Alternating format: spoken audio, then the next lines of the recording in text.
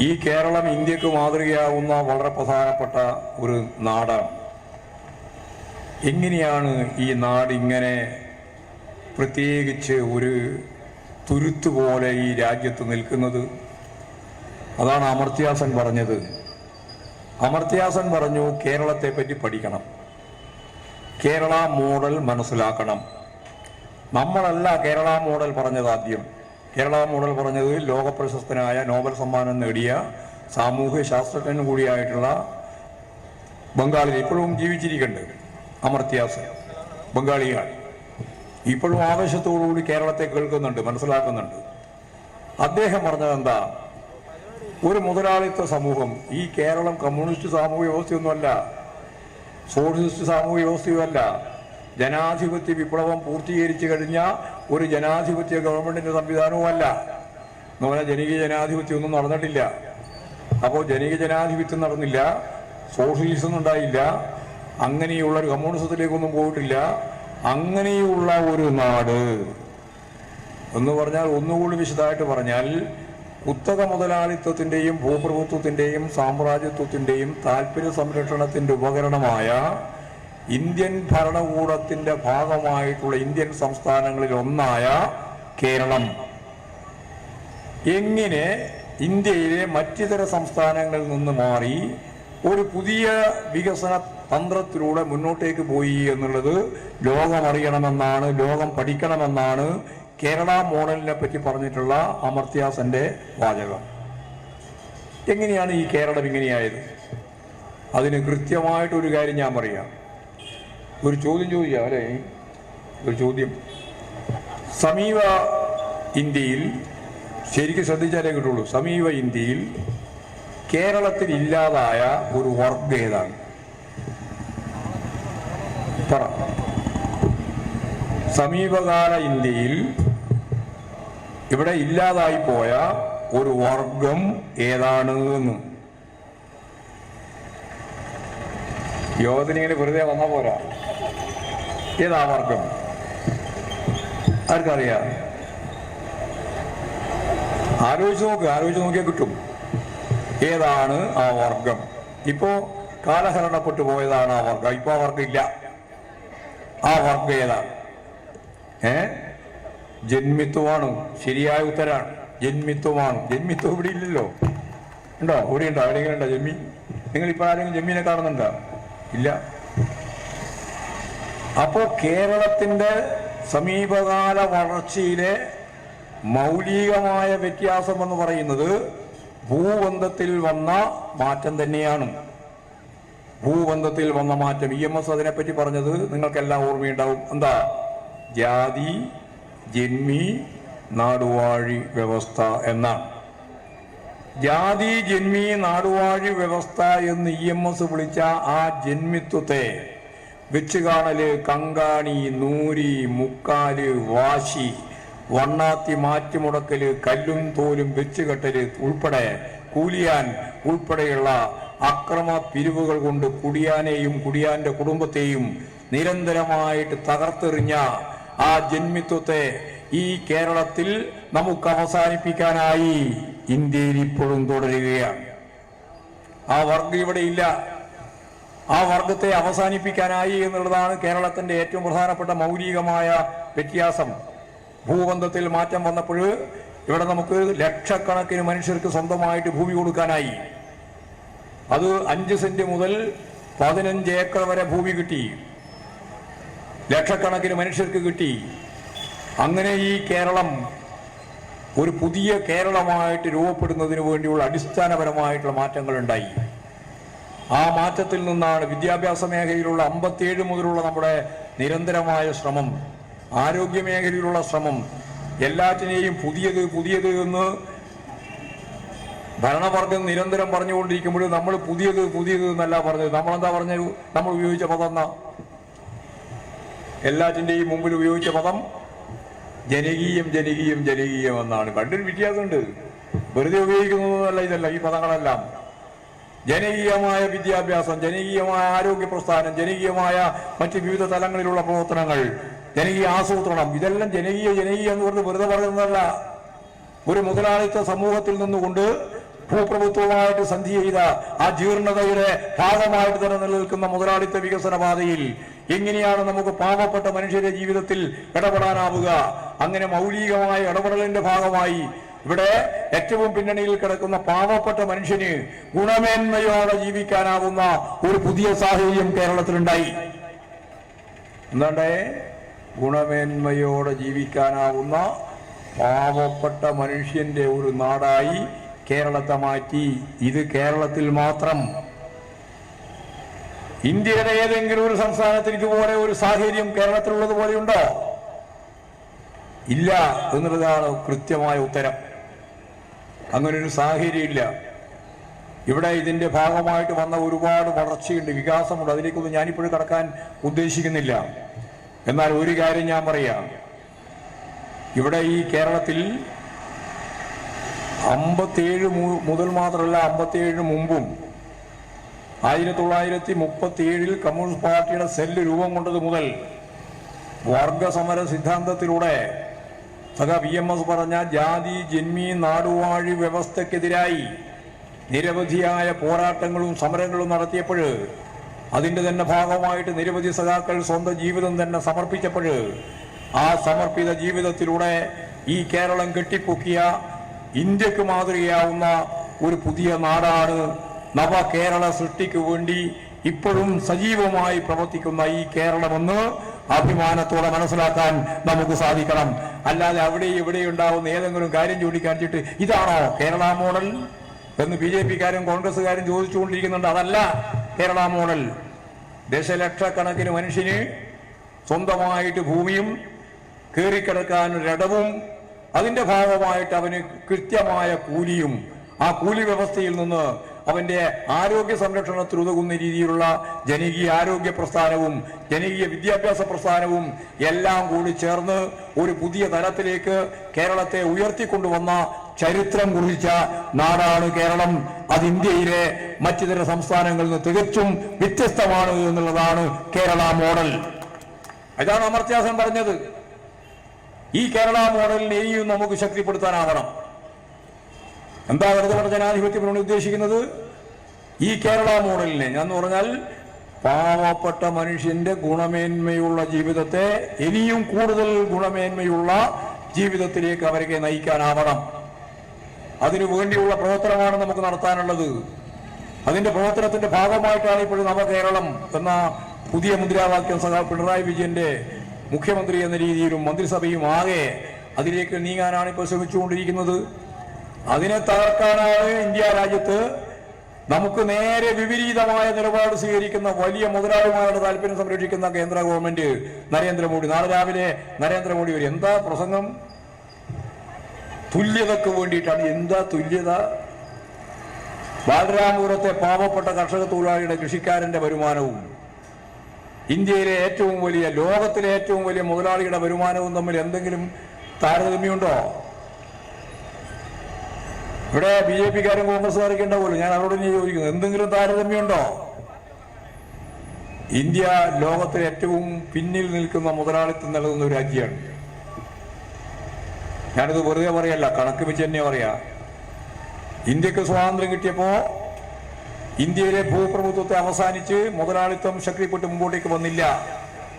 ഭൂപ്രഭുത്വത്തോടൊപ്പം ചേർന്നുകൊണ്ടാണ് Indian bourgeoisie മുന്നോട്ടേക്ക് പോയത്. അപ്പൊ അവന്റെ കയ്യിലുള്ള ആസ്തി എന്ന് പറഞ്ഞാൽ ഒരു 50 കോടി 45 കോടിയേ ഉള്ളൂ. ടാറ്റ കമ്പുറലക്കെല്ലാം 45 കോടി ആകെ. എത്ര ദുർബലമായിരുന്നു ലോകത്തെ മുതലാളിത്തവുമായി തട്ടിച്ചു നോക്കിയാൽ? വളരെ ദുർബലമായിരുന്നു. അങ്ങനെ ഇന്ത്യൻ ബൂർഷ്വാസിക്ക് നരേന്ദ്രമോദിയുടെ കാലം മുതൽ അവരുടെ സുവർണകാലം വന്നു. മുമ്പ് കോൺഗ്രസിന്റെ കാലത്തും സുവർണകാലം തന്നെ. കോൺഗ്രസിനും വ്യത്യാസമൊന്നുമില്ല. ഇവർ രണ്ടും ചേർത്തുകൊണ്ടാണ് ഈ മുതലാളിമാരെ വളർത്തിയെടുത്തത്. ഇപ്പൊ ലോകത്തിലെ തന്നെ ഏറ്റവും വലിയ മുതലാളിമാരുടെ പട്ടികയിലേക്ക് വന്ന ഇന്ത്യൻ മുതലാളിയുടെ പേരെന്താ? ലോകത്തിലെ ഏറ്റവും വലിയ മുതലാളിമാരുടെ പട്ടികയിലേക്ക് ഇന്ത്യൻ മുതലാളി ഉയർന്നു വന്നിട്ടുണ്ട്. അതിന്റെ ഒരാളുടെ പേര് അദാനി, വേറൊരാളുടെ പേര് അംബാനി. ഇവരുൾപ്പെടെയുള്ള 1% കയ്യിലാണ് ഈ രാജ്യത്തിന്റെ ഭൂരിപക്ഷം സമ്പത്തും നിലനിൽക്കുന്നത്. ഇങ്ങനെയൊന്നും പറഞ്ഞാൽ ആർക്കും മനസ്സിലാവില്ല. അതുകൊണ്ട് ഒരു കാര്യം ഞാനിപ്പോൾ ലളിതമായിട്ട് പറയുന്നുണ്ട്. അദാനിയുടെ കയ്യിൽ ഇപ്പോ ഉള്ള ഞാൻ നേരത്തെ പറഞ്ഞില്ലേ 45-50 കോടിയേ ഉണ്ടായിരുന്നുള്ളൂ ടാറ്റക്കും ബിർളക്കും അന്ന് 47 ആഗസ്റ്റ് 1-ന്. ഇപ്പോഴ് 2023 കണക്ക് വന്നിട്ടുള്ള 22 കണക്ക് വന്നപ്പോ ലോകത്തിലെ ഏറ്റവും വലിയ മുതലാളിയായിട്ട് മാറിയിട്ടുള്ള അദാനിയുടെ ആസ്തി ഇപ്പൊ എത്രയാ അറിയോ? എത്രയാ? അത് നമ്മൾ മനസ്സിലാക്കേണ്ടതാണ്, നമുക്ക് അറിയണം. ഞാൻ പറയാ 11.44 ലക്ഷം കോടിയാണ്. 1000 അല്ല, 11.44 ലക്ഷം കോടി ഉറുപ്പികയാണ് അദാനിയുടെ ആസ്തി. ഈ നരേന്ദ്രമോദി അധികാരത്തിൽ വരുമ്പോൾ അവന്റെ ആസ്തിയത്തെ അറിയോ? അത് പറയണം, എന്നാലേ നമുക്ക് കൃത്യമായിട്ട് മനസ്സിലാവുള്ളൂ. 0.5 ലക്ഷം കോടി. 0.5 ലക്ഷം കോടിയിൽ നിന്ന് ഇപ്പോഴത്രയായി 11.44 ലക്ഷം കോടി. ഇനി അങ്ങനെ കൂട്ടുമ്പോൾ 10 കൊല്ലമായിട്ടുള്ളൂ. ഒരു ദിവസത്തെ അദാനിയുടെ എല്ലാം കഴിച്ചുള്ള വരവല്ല ഞാൻ പറയുന്നത് വരവും ചെലവും എല്ലാം കഴിച്ച് ഒരു ദിവസം ആസ്തിയിലേക്ക് മുതൽ കൂട്ടുന്ന സമ്പത്തത്ര പറഞ്ഞാട്ടായിരിക്കും പറയാൻ പറ്റുമോ? ഒരു ദിവസത്തെ കണക്ക് പറയുന്നത് 0.5 ലക്ഷത്തിൽ നിന്ന് 11.44 ലക്ഷത്തിലേക്ക് ഉയർന്നു വന്ന അദാനിയുടെ ഒരു ദിവസത്തെ ആസ്തി വർധനവ് എത്രയാ? പറഞ്ഞോ, ആരെങ്കിലും പറയുന്നല്ലോ പറ, എത്രയാണ്? ഇതിൽ നേരത്തെ പറയാൻ തുടങ്ങിയതാണ്, ഇപ്പൊ ആദ്യമായിട്ട് പറയുന്നൊന്നും കണക്കൊന്നുമല്ല.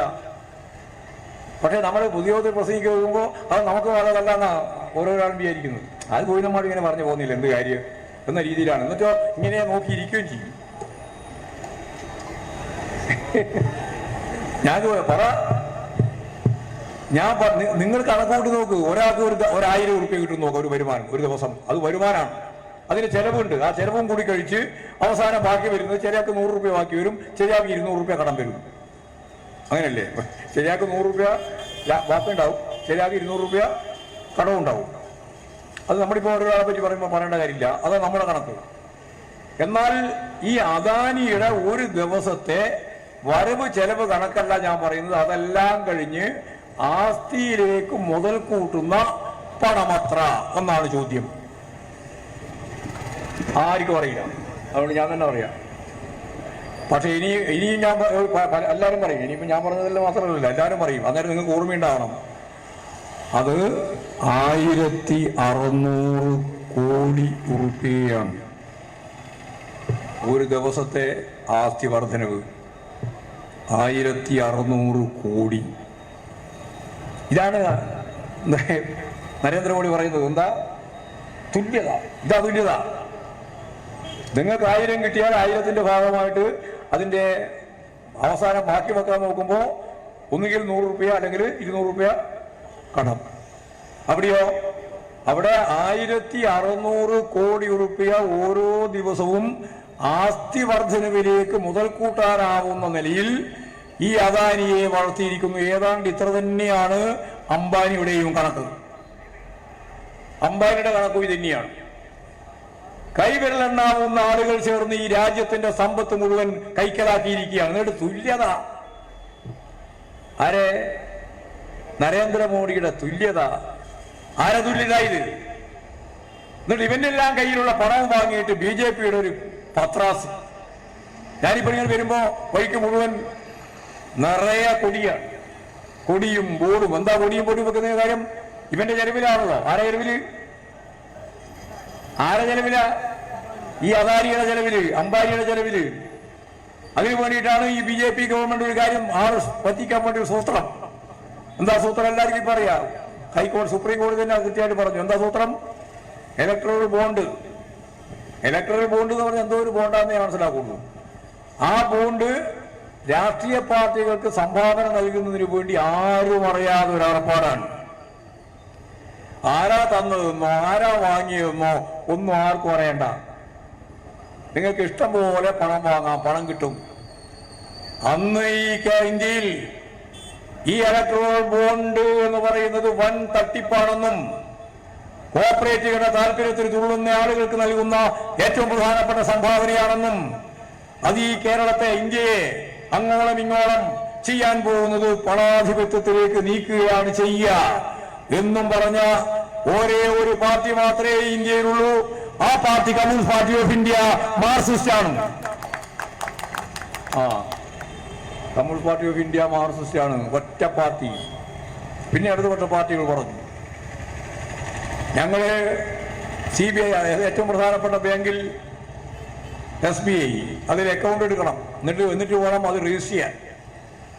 അന്ന് സദാവ് സീതാറാം യെച്ചൂരി പറഞ്ഞു രജിസ്റ്റർ ചെയ്യുന്ന പ്രശ്നമില്ല, ഞങ്ങൾ ഈ ഫണ്ട് പങ്കുവയ്ക്കുന്ന പ്രശ്നമില്ല, ഞങ്ങൾക്ക് ഈ കോർപ്പറേറ്റുകളുടെ പണം വേണ്ട, ഈ കോർപ്പറേറ്റുകളുടെ കയ്യിൽ നിന്ന് നയാ പൈസ ഞങ്ങൾ വാങ്ങാൻ ഉദ്ദേശിക്കുന്നില്ല, അതുകൊണ്ട് ഞങ്ങൾ ഫണ്ടിന്റെ ഭാഗമായിട്ട് രജിസ്റ്റർ ചെയ്യുന്നില്ല. രജിസ്റ്റർ ചെയ്യാതെ പാർട്ടിയാണ് CPIM. മാത്രമല്ല ഇത് ഭരണഘടനാ വിരുദ്ധമാണെന്നും അതിനെ ചോദ്യം ചെയ്യുന്നതിനു വേണ്ടി ഞങ്ങൾ സുപ്രീം കോടതിയിലേക്ക് പോകുമെന്നും പറഞ്ഞ് സഖാവ് സീതാറാം യെച്ചൂരി തന്നെ സുപ്രീം കോടതിയിൽ ഇതിനെതിരായി കേസ് നൽകി. ആ കേസിന്റെ വിധിയാണ് ഇപ്പോൾ വന്നത്. ആ വിധിയിലാ പറഞ്ഞത് തെറ്റാണ്, ഭരണഘടനാ വിരുദ്ധമാണ്, ഇങ്ങനെ ഒരു ബോണ്ട് വാങ്ങാൻ പാടില്ല, ഇലക്ട്രൽ ബോണ്ട് വാങ്ങാൻ പാടില്ല, ആരാണ് നൽകുന്നത് ആർക്കാണ് കൊടുക്കുന്നത് എന്ന കാര്യം രഹസ്യമായി വെച്ചുകൊണ്ട് ഒരു രാഷ്ട്രീയ പാർട്ടിക്കും അതുപോലെ തന്നെ സമ്പദ് വ്യവസ്ഥയുടെ ഭാഗമായിട്ട് ഒരു വിഭാഗത്തിനും അത് തുടർന്ന് മുമ്പോട്ടേക്ക് പോകാൻ പാടില്ല, നിർത്താൻ പറഞ്ഞു. ഇപ്പൊ നിർത്തുമ്പോഴേക്ക് വാങ്ങിയ സംഖ്യ എത്രയാ? നമ്മളൊക്കെ 1000, 2000, ഈ ചിലപ്പോ മാക്സിമം വന്ന എവിടെയെല്ലാം നാട്ടിൽ നിന്നില്ല 1 ലക്ഷം ലഭിക്കുന്നുണ്ട് ഇല്ലേ? ഇത് കോടികളാ വിരിവ്, കോടികൾ. നമ്മൾ ജനങ്ങളുടെ ചെലവിലാണ് പ്രവർത്തിക്കുന്നത്. ജനങ്ങളുടെ ചെലവിൽ പ്രവർത്തിക്കണം എന്ന് പറയുമ്പോൾ നമ്മുടെ സഖാക്കൾ പറയാറുണ്ട്, സഖാവെ ഈ റെസീറ്റ് ഒഴിഞ്ഞ കാലമില്ല, കീശയിൽ എപ്പോഴും റെസീറ്റാണ് അല്ലേ? ഞാൻ ഒരു കാര്യം നിങ്ങളോട് പറയാം, റെസീറ്റ് എപ്പോഴെങ്കിലും ഒഴിഞ്ഞിട്ടുണ്ടെങ്കിൽ അന്ന് പിന്നെ ഈ പാർട്ടിയില്ല കേട്ടാ. ഈ പാർട്ടി നിലനിൽക്കുന്നത് ആ റെസീറ്റും ജനങ്ങളും തമ്മിലുള്ള ബന്ധത്തിലാണ്. നമ്മൾ പ്രവർത്തിക്കുന്നത് പ്രമാണിന്റെ ചെലവിലല്ല, നമ്മൾ പ്രവർത്തിക്കുന്നത് ആരുടെ ചെലവിലാ? നമ്മൾ പ്രവർത്തിക്കുന്നത് ജനങ്ങളുടെ ചെലവിലാണ്. ആ ജനങ്ങളുടെ ചെലവിൽ പ്രവർത്തിക്കുന്ന പാർട്ടി, നേരെ മറിച്ച് കോൺഗ്രസും BJPയും പ്രവർത്തിക്കുന്ന ആരുടെ ചെലവിലാ? അവിടെ നിങ്ങൾക്ക് വേഗം മനസ്സിലാവും ആരുടെ ചെലവിലാ? അദാനിന്റെയും അംബാനിന്റെയും ചെലവിലാണ്. അതാ വ്യത്യാസം. എന്താ വ്യത്യാസം എന്നൊക്കെ ചോദിക്കുന്നില്ല ചില ആളുകൾ. ഇതാ വ്യത്യാസം. BJP വാങ്ങിയ പണം എത്രയാ? പറഞ്ഞാട്ടെ, പത്രത്തിലെ മന്നിയാണല്ലോ വാർത്ത. എത്രയാ BJP വാങ്ങിയത് ഈ അടുത്ത 2-3 കൊല്ലം കൊണ്ട് വാങ്ങിയ പണം എത്ര അറിയോ? ഞാനിനി പറയാം, അതും ഞാൻ തന്നെ പറഞ്ഞാൽ 6566 കോടി ഉറുപ്പികയാണ് BJP വാങ്ങിയത്. 6566 കോടി ഉറുപ്പിക. അതാണ് MP-മാരെ പിടിക്കാൻ ഉപയോഗിക്കുന്നത്, അതാണ് MLA-മാരെ പിടിക്കാൻ ഉപയോഗിക്കുന്നത്, അത് തന്നെയാണ് കാലുമാറ്റം നടത്താൻ ഉപയോഗിക്കുന്നത്, അത് തന്നെയാണ് ഗവൺമെന്റിനെ വീഴ്ത്താൻ ഉപയോഗിക്കുന്നത്, അത് തന്നെയാണ് മോഡിക്ക് സ്വീകരണം ഒരുക്കാൻ ഈ പറയുന്ന കൊടിയും ബോർഡും എല്ലാം ഉണ്ടാക്കാൻ ഉപയോഗിക്കുന്നത്, അത് തന്നെയാണ് നമ്മുടെ ജാനുവിന് പൈസ കൊടുത്തത് കേട്ടാ. കേരളത്തിൽ നമ്മുടെ സുരേന്ദ്രൻ കൊണ്ട് കൊടുത്തല്ലോ പണം ജാനുവിന്. അത് ഈ പണ ഇത് അദാനിന്റെയും അംബാനിന്റെയും പണം തന്നെയാണ്. ഇതെല്ലാം അതാണ്. അപ്പൊ നിങ്ങൾ പ്രവർത്തിക്കുന്നത് മുതലാളിമാരുടെ, കുത്തക മുതലാളിമാരുടെ ചെലവിലാണ്. എന്നാൽ കോൺഗ്രസ് ഇതേ നിലപാട് ഞാൻ സ്വീകരിച്ചത്. അവർക്ക് 1128 കോടി രൂപ കിട്ടി. 1128, കുറച്ചേ ഉള്ളൂ. മറ്റേതുമായി തട്ടിച്ച് നോക്കിയ കോൺഗ്രസിന് കുറവാണ്, 1128. BJPക്കോ 6566. മനസ്സിലായില്ലേ? ഇതാണ് ഇവർ വാങ്ങിക്കൊണ്ടിരിക്കുന്നത്. നമ്മളോട് തന്നെ പറയും, നമ്മളെ കൊഞ്ഞനം കാട്ടുക, നിങ്ങൾക്ക് പണം കിട്ടുന്ന, നിങ്ങൾക്ക് പണം, നമുക്ക് പണമില്ല. നമുക്ക് ഇലക്ഷൻ പ്രവർത്തനത്തിന്റെ ഭാഗമായി വരുമ്പോൾ തന്നെ ഫണ്ട് പിരിക്കണം. ഇവർക്ക് ഫണ്ട് പിരിക്കേണ്ട വല്ല കാര്യമുണ്ടോ? ഇവർക്ക് കോടിക്കണക്കിന് ഉറുപ്പികയല്ലേ കെട്ടിവെച്ച് കിട്ടുന്നത്.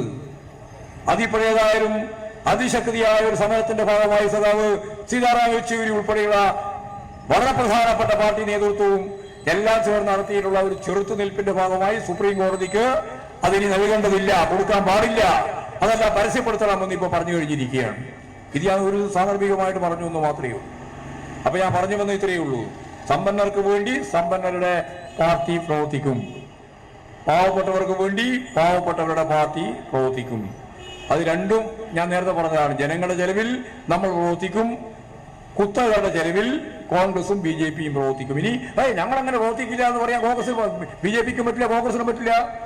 പകൽ വെളിച്ചം പോലെ വ്യക്തമായല്ലോ.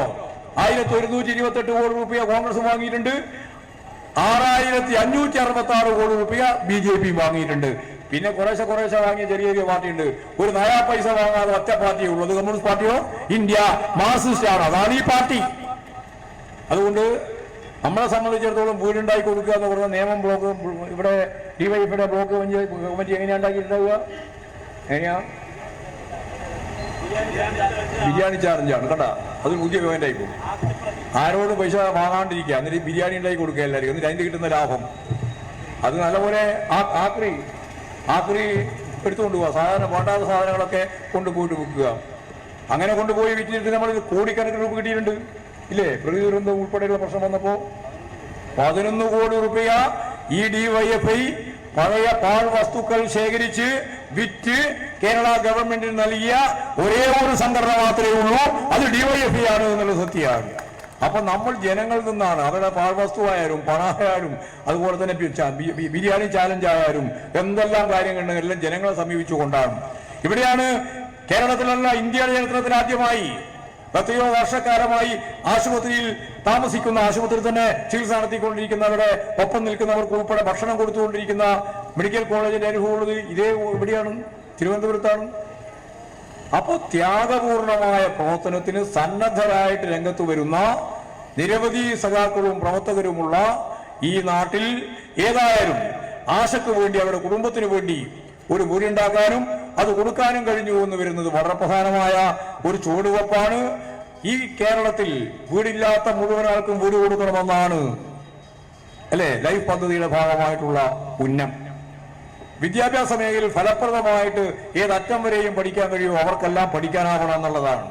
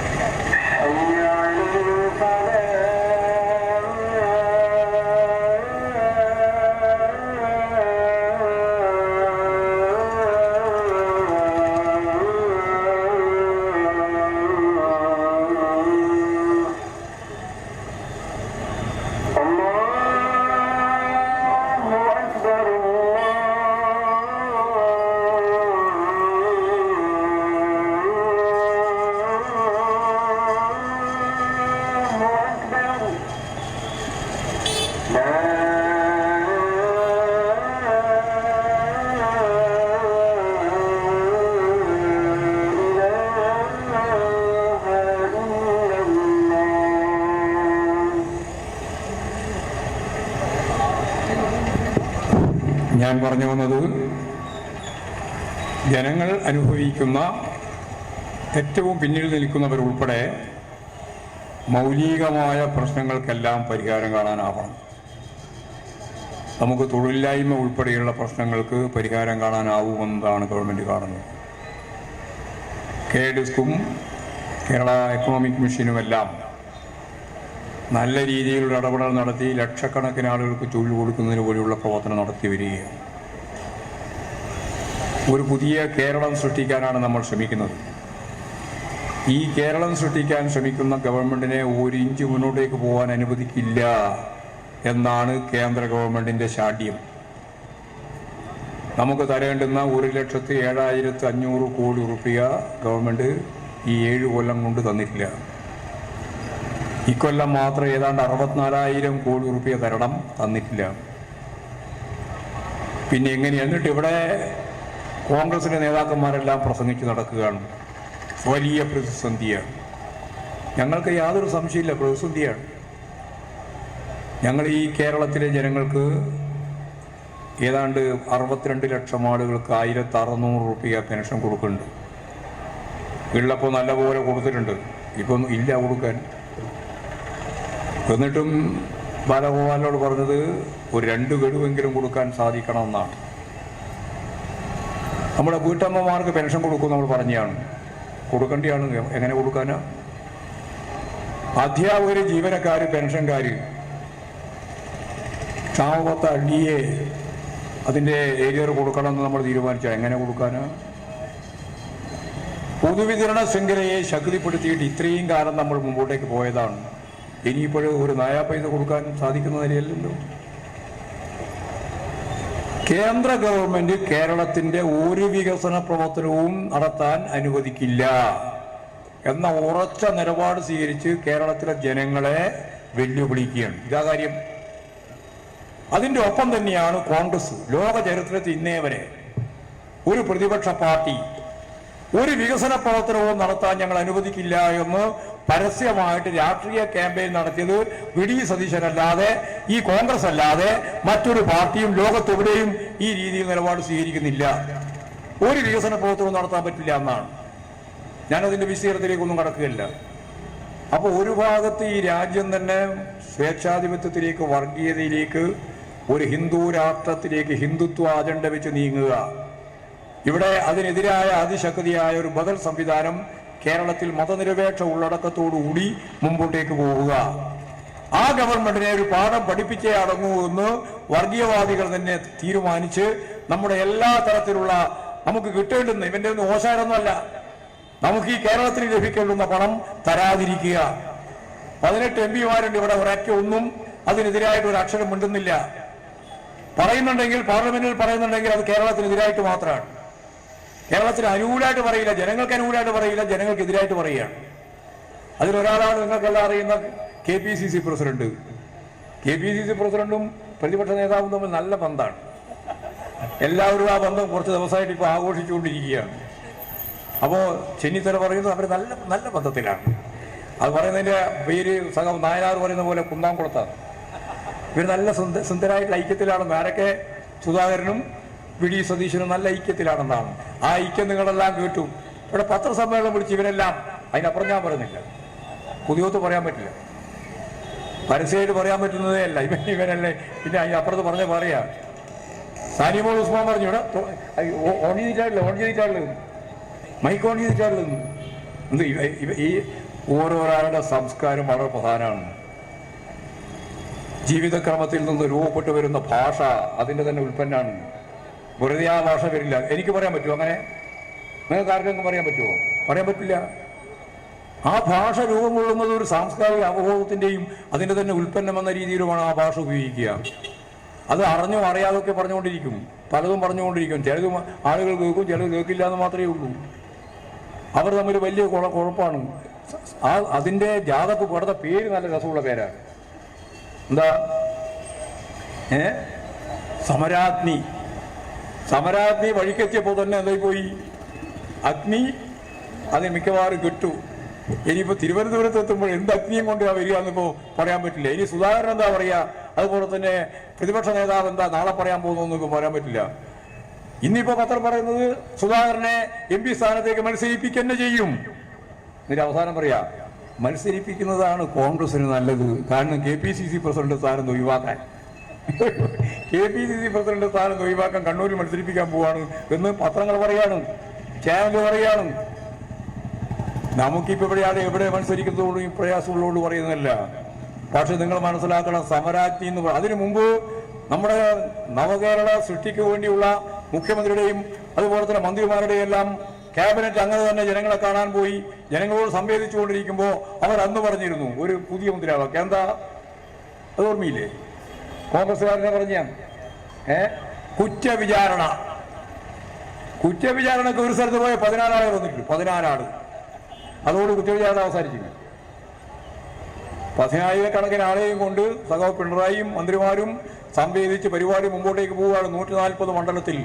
അപ്പോഴാ പറഞ്ഞേ ഓരോ മണ്ഡലത്തിലും ഞങ്ങൾ കുറ്റവിചാരണ നടത്തും. കുറ്റവിചാരണക്ക് വേണ്ടിയിട്ട് ഒരു മണ്ഡലത്തിൽ വന്നത് 14 ആള്. ആ 14 ആളോടുകൂടി കുറ്റവിചാരണ അവസാനിപ്പിച്ചു പോയി. എവിടെയാ പിന്നെ കുറ്റവിചാരണ ഉണ്ടായേ? ഇപ്പോ സമരാജ്ഞിയും കൂടി പുറപ്പെട്ടത് കെട്ടും പോയി. ഏതായാലും ഈ വരാൻ പോകുന്ന പാർലമെന്റ് തെരഞ്ഞെടുപ്പ് ഈ രാജ്യം നിലനിൽക്കണമോ വേണ്ടയോ എന്നുള്ള ചോദ്യത്തിന് കൃത്യമായ ഉത്തരം പറയേണ്ടുന്ന ഒരു തെരഞ്ഞെടുപ്പാണ്. ഈ മതനിരപേക്ഷ ഉള്ളടക്കവും ഈ ഭരണഘടനയും ജനാധിപത്യ മൂല്യങ്ങളും അതുപോലെ തന്നെ ഫെഡറൽ സംവിധാനവും എല്ലാം നിലനിർത്തുന്ന ഇന്ത്യ വേണോ, അല്ല ഇന്ത്യയുടെ അന്ത്യം കുറിച്ചുകൊണ്ട് ഹിന്ദുത്വ അജണ്ട നടപ്പിലാക്കാൻ പോകുന്ന വർഗീയ ധ്രുവീകരണത്തിന്റെ ഫാസിസ്റ്റ് ഇന്ത്യ വേണോ എന്നതാണ് നമ്മുടെ മുമ്പിലുള്ള ചോദ്യം.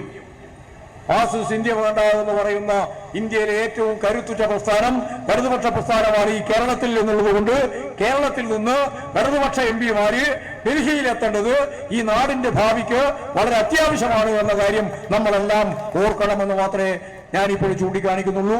മറ്റ് വിഷയത്തിലേക്കൊന്നും കടക്കാൻ ഞാൻ ഉദ്ദേശിക്കുന്നില്ല.